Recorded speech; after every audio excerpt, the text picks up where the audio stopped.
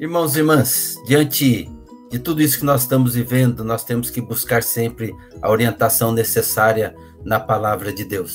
Nós precisamos sempre buscar, a direção do Espírito Santo para, nesse momento, sermos testemunhas de Cristo Jesus, para não nos deixarmos cair aí nessa onda de pessimismo, em brigas e disputas políticas, mas que possamos ser realmente testemunhas de Jesus, levar a mensagem de esperança, semear a fé e a esperança ao coração do povo. E por isso eu queria compartilhar com vocês do texto lá de Miqueias, o profeta Miqueias. Miqueias, no capítulo 7, do verso 1 ao verso 7.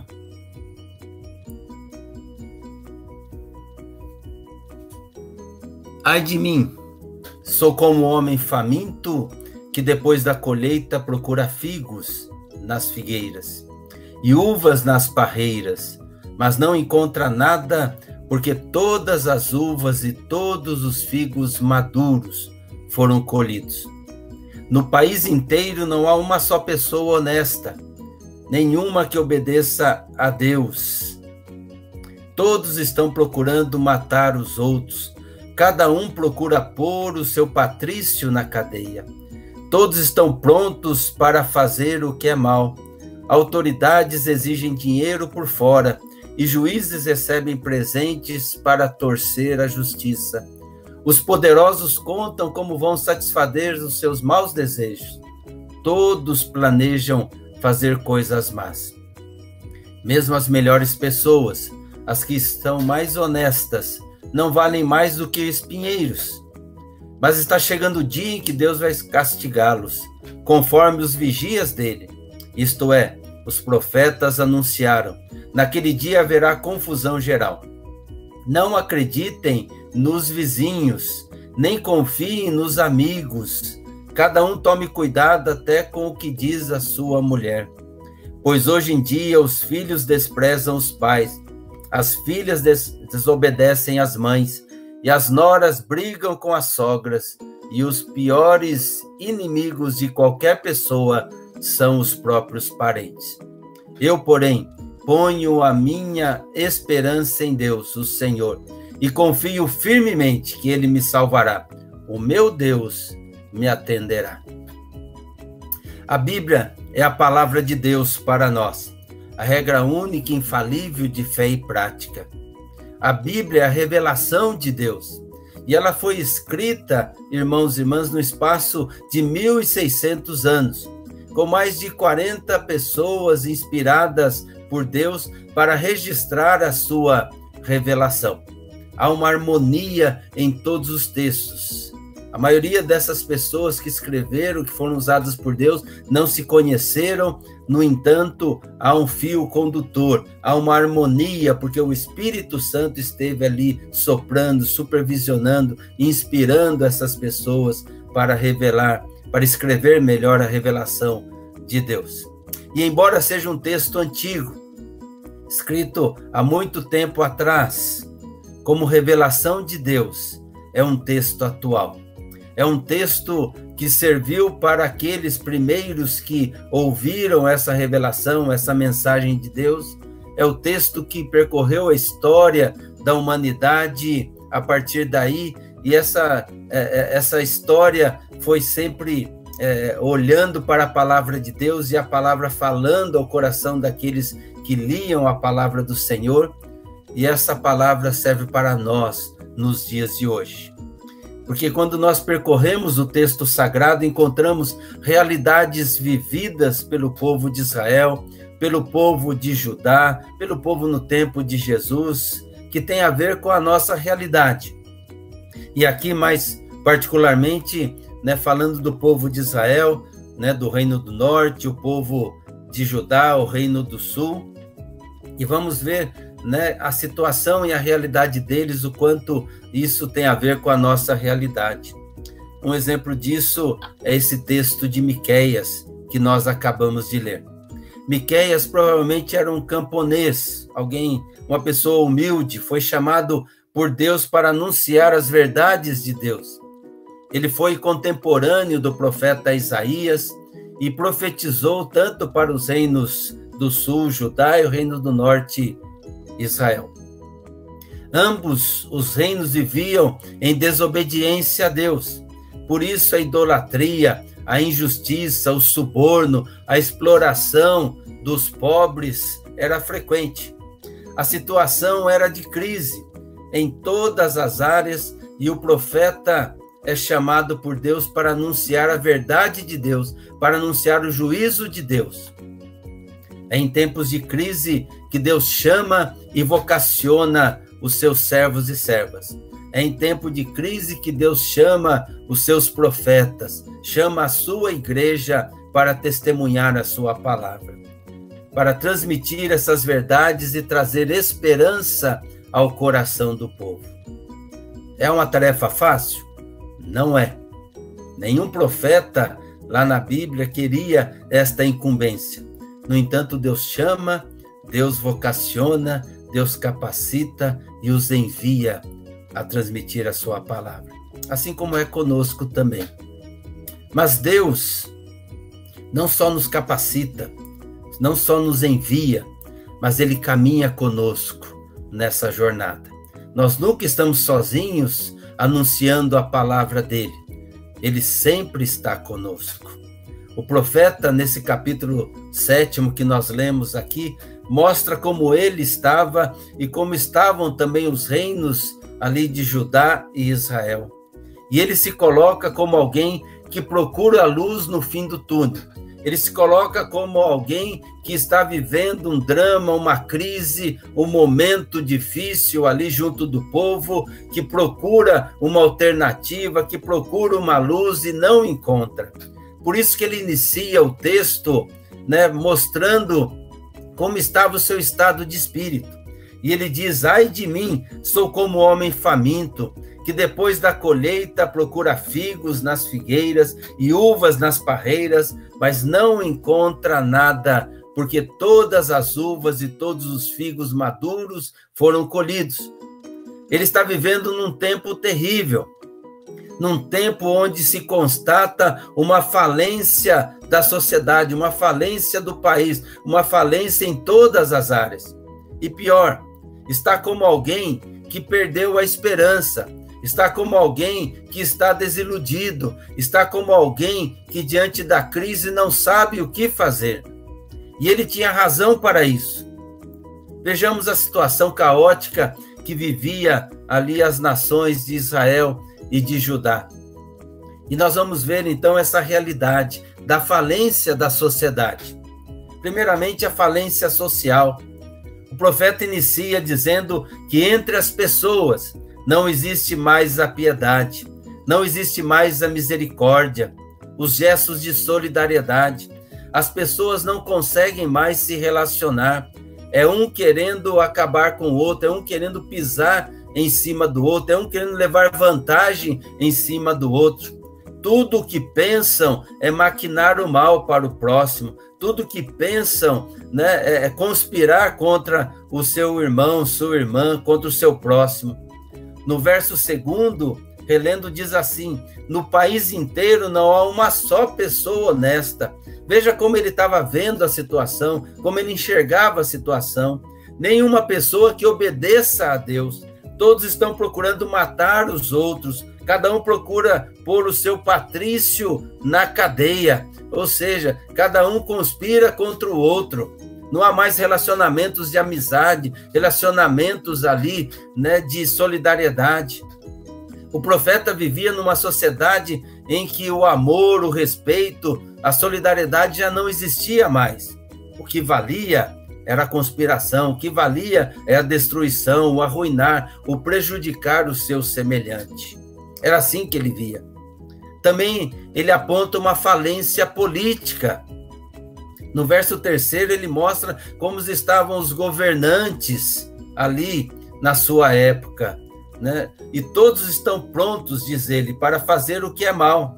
Autoridades exigem dinheiro por fora e juízes recebem presentes para torcer a justiça. Os poderosos contam como vão satisfazer os seus maus desejos. Todos planejam coisas más. O caos estava também nas autoridades, nas esferas do executivo e também do judiciário.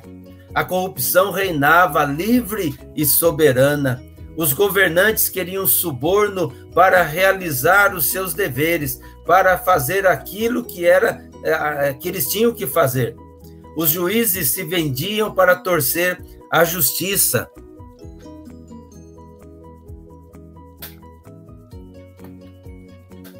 Aqueles que detinham o poder, os que tinham grana, só pensavam em fazer coisas erradas para satisfazer os seus próprios interesses, satisfazer os seus próprios desejos. E juntos, todos eles maquinavam, planejavam em prejudicar o povo em benefício próprio. E o profeta, então, até os compara a um espinheiro, ou seja, essas pessoas que deveriam governar, que deveriam aí fazer a justiça de maneira correta, esses só querem ferir. Também ele aponta uma falência nos relacionamentos pessoais. O profeta diz com todas as letras: não acreditem nos vizinhos, nem confiem nos amigos. É a falência da amizade, desse relacionamento gostoso de confiança. Não existem mais amigos e amigas, não existe mais companheirismo. A amizade sincera daquele que frequenta a sua casa acabou.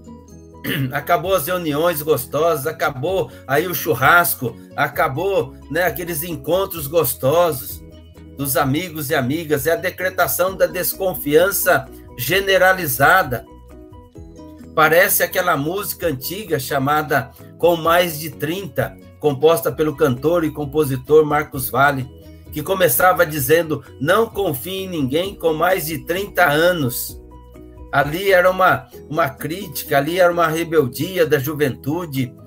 Mas Miqueias, há muito tempo atrás, dizia sobre as pessoas: não confie em ninguém de qualquer idade. Também ele aponta a falência da família, o nosso porto seguro. O profeta alerta no final do verso 5º e no verso 6º o seguinte: cada um tome cuidado até com o que diz a sua mulher, pois hoje em dia os filhos desprezam os pais, as filhas desobedecem às mães, e as noras brigam com as sogras, e os piores inimigos de qualquer pessoa são os próprios parentes. Que tragédia, irmãos e irmãs! A família, que deveria ser esse porto seguro, a segurança em tempos de crise, passou a ser um lugar de desconfiança, um lugar de medo. Não se confia mais na esposa, não se confia no esposo. Os filhos e filhas não respeitam os pais, pelo contrário, desprezam os mesmos. A mãe que carregou no ventre a sua filha, o seu filho, que cuidou, que protegeu, que amamentou, passou a ser alvo da ira dos seus filhos e filhas. A família, que segundo Rui Barbosa é a célula máter, a célula mãe da sociedade, estava desintegrada, acabada. Só havia brigas, contendas, acusações, falta de amor, ódio. As coisas estavam tão ruins que o profeta conclui dizendo: os piores inimigos de qualquer pessoa são os próprios parentes. O pior inimigo está dentro da sua casa. O pior inimigo está na família. Vejam que situação complicada, situação terrível, que caos generalizado. E diante de tudo isso, o profeta geme, o profeta chora, e por isso que ele começa o texto dizendo: ai de mim, ai de mim, ai de mim, ao grito de quem está sofrendo, de alguém que não está entendendo nada, de alguém que está desolado, é alguém que está com o espírito abatido, está cansado de tanto ver a desgraça reinar, de tanto ver a tragédia acontecer e nada mudar isso. O profeta sente-se como alguém faminto e não tem o que comer, está sedento e não consegue água para satisfazer a sua sede.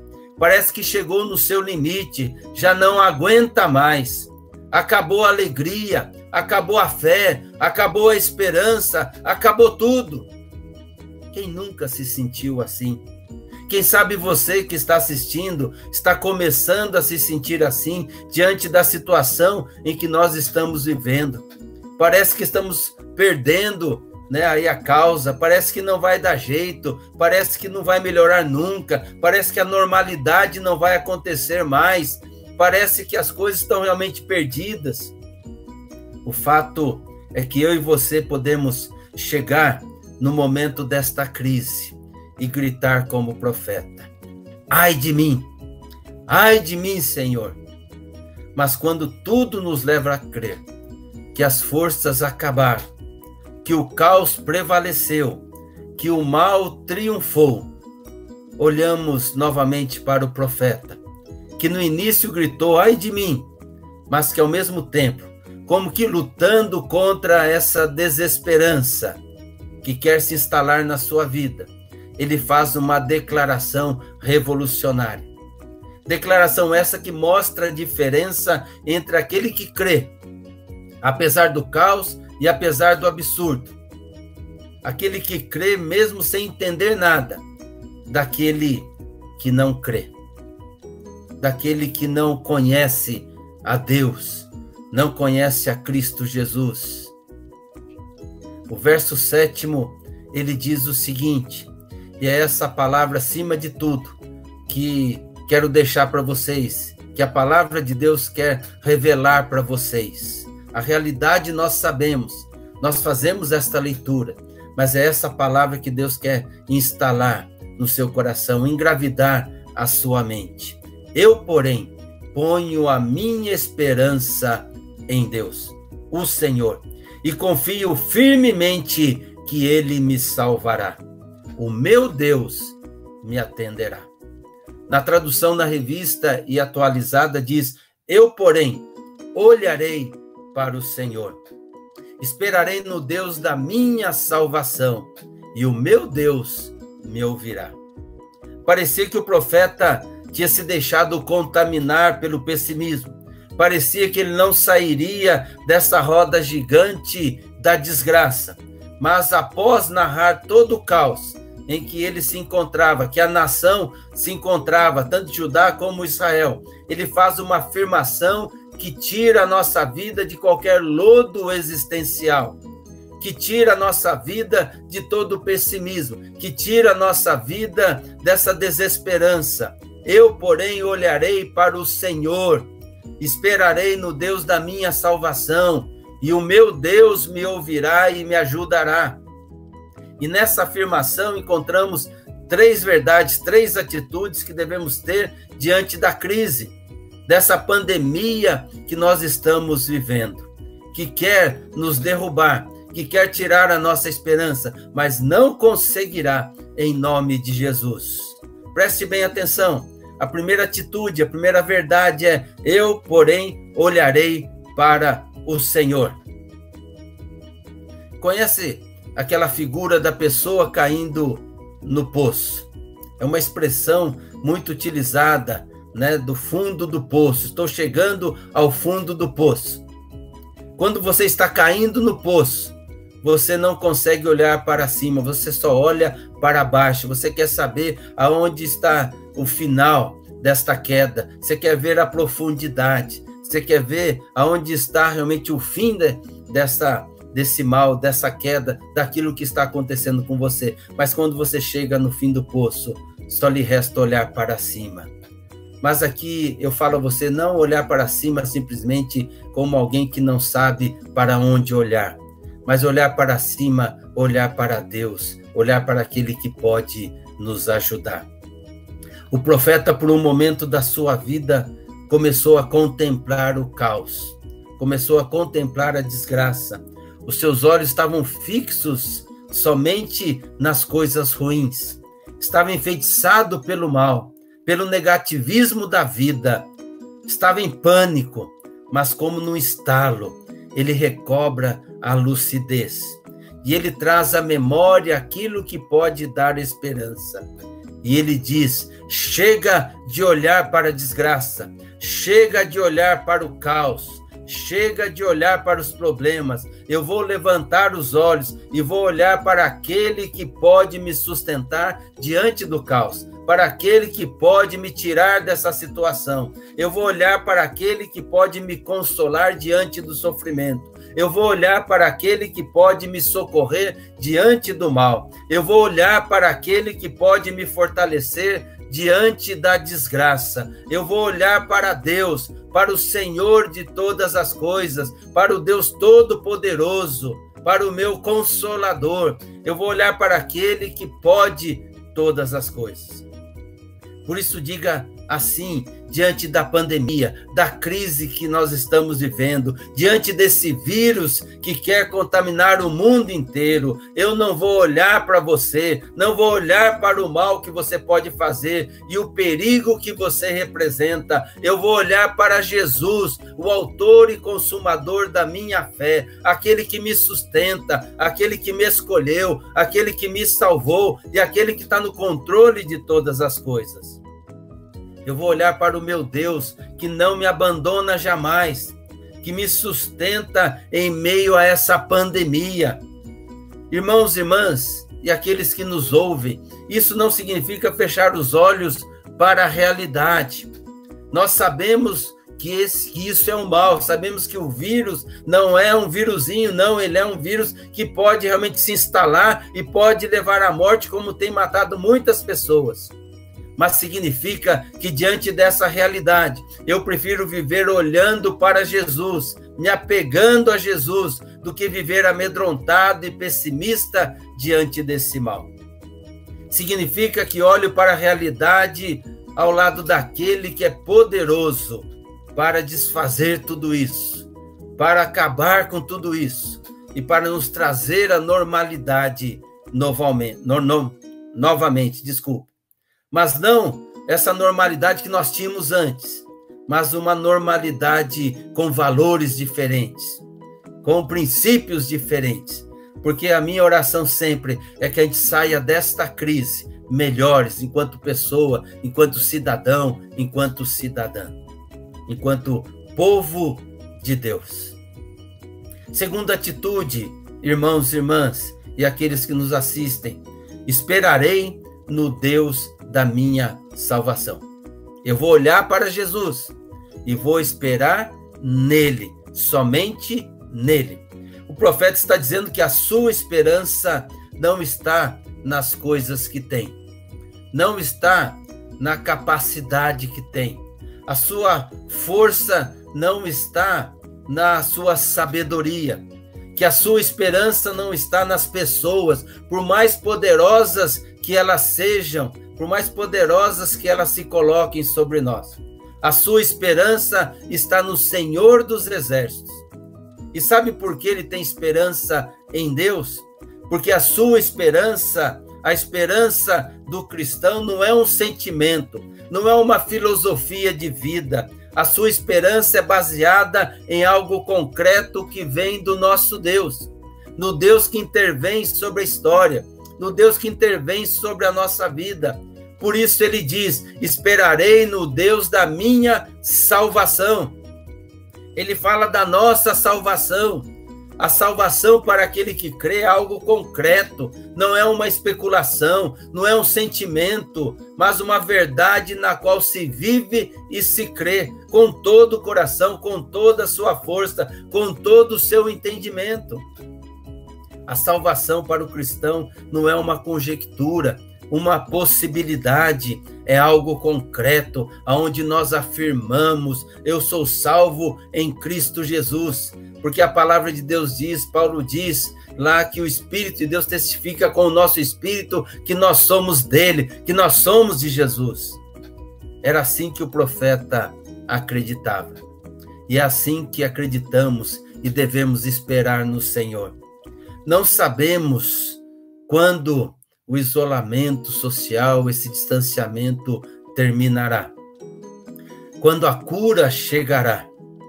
Vivemos e caminhamos nessa esperança, mas esperamos sempre no Deus da nossa salvação.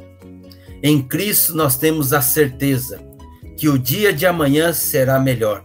Eu gosto sempre de frisar isso. Já falei várias vezes nessa expressão, essas sentenças, mais do que nunca ela serve para os dias de hoje. O dia de amanhã será melhor do que hoje, porque Jesus vive e está no controle. A semana que vem será melhor do que essa, porque o nosso Deus está agindo, está no controle de todas as coisas. O mês que vem será melhor do que esse, porque o nosso Deus está tomando conta da nossa vida e de todas as coisas. Por isso, irmãos e irmãs, olhe para Deus, olhe para Jesus, para o Espírito Santo. Espere nele, no nosso Deus. E como diz o profeta na terceira atitude e verdade que ele nos ensina, o meu Deus me ouvirá, o meu Deus me ajudará. É a fé que agrada a Deus, é essa fé que Deus quer de nós neste momento, é essa fé que nós devemos buscar na sua palavra.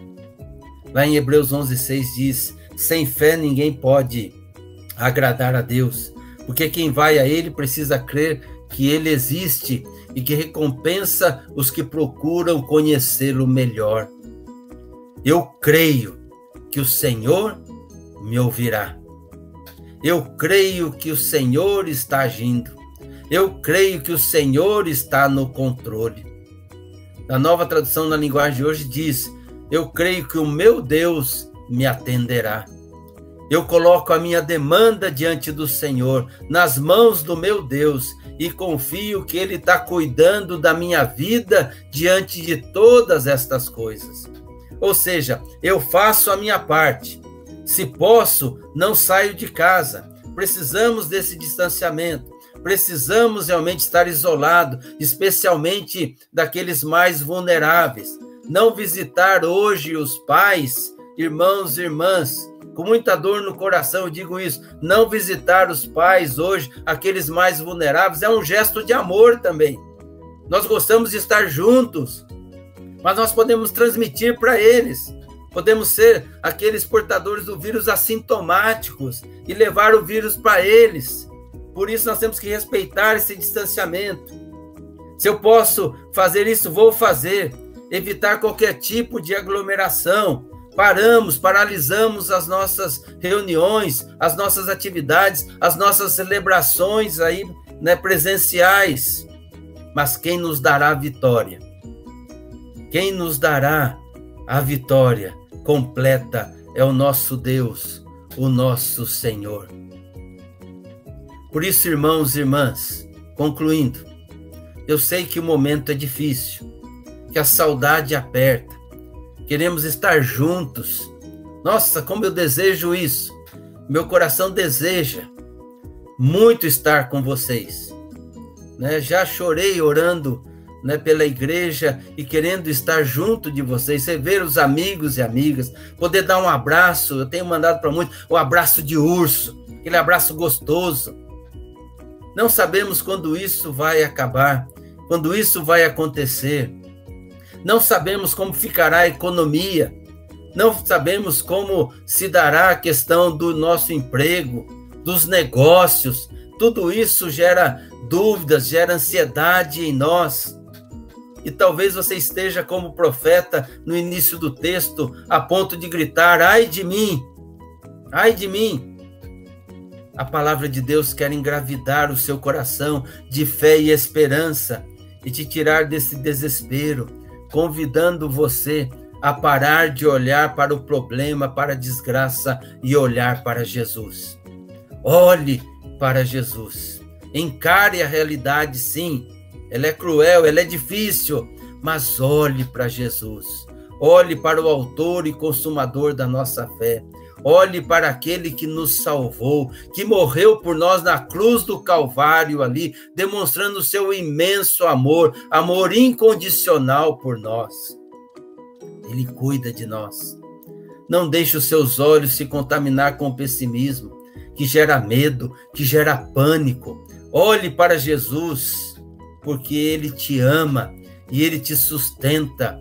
e você vai ser, então, não aquele que vai gerar pânico nas pessoas, medo e ansiedade nas pessoas, divulgando informações para tudo que é lado, muitas vezes sem você querer, divulgando fake news, mas divulgando a palavra de Deus, que traz fé e traz esperança ao coração de todas as pessoas.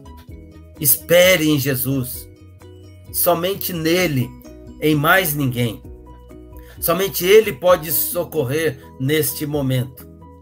Confie que o seu Deus, que o nosso Deus, te ouvirá e te ajudará. Ore, clame ao Senhor, chore diante da presença de Deus e creia que Deus fará grandes coisas na sua vida. O Salmo 116, verso 1 diz que Deus se inclina para ouvir a nossa oração. Ele quer te ouvir em oração. Não permita que o medo tape os seus ouvidos. Não permita que o medo feche os seus olhos. Jesus se importa contigo. Ele está no controle da sua vida. Por isso, ore como profeta.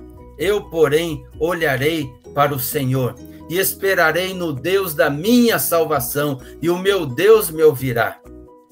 Olhe para Jesus, espere nele e confie, porque ele está junto de você, não só te ouvindo, mas te socorrendo no tempo da aflição, que é esse momento em que estamos vivenciando.